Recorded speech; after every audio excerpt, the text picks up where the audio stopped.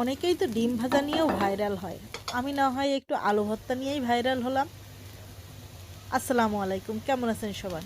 এই তো আলহামদুলিল্লাহ আমি ভালো আছি। সবাই চারিদিকে শুধু ভাইরাল হচ্ছে আর ভাইরাল হচ্ছে। আমি তো হতে পারছি না। তো আর কি করব? আমি আপনাদের সাথে নিয়ে আসলাম আলু ভর্তার রেসিপি নিয়ে। দেখা যাক আমি ভাইরাল হই কিনা। তো এই যে দেখছো আমি আলু ভর্তা করছি কিভাবে। পেঁয়াজ আর কাঁচামরিচটা আমি সরিষার তেলে একটু তেলে নিয়েছি। নেওয়ার পরে এই যে আগে থেকে সিদ্ধ করে রাখা আলুগুলো আমি দিয়ে দিলাম। দিয়ে এই যে আমার হাতে দেখছো একটা গ্লাস, এই গ্লাসটা কিন্তু আমার থেকেও বয়সে বড়। গ্লাসটা দিয়ে আমি সুন্দর করে ভেঙে ভেঙে নিলাম। নিয়ে এই তো লবণ দিয়ে দিলাম স্বাদ মতো। তো তোমরা তোমাদের স্বাদ মতো লবণ দিও। ইচ্ছা করলে লবণ না দিয়েও খেতে পারো, তবে আমি লবণ দিয়ে করেছি, তাই তোমাদের সাথে শেয়ার করলাম। দিয়ে তারপরে এই যে আমার হাতটা দিয়ে আমি আলুগুলাকে খুব সুন্দর করে চটকে নিচ্ছি।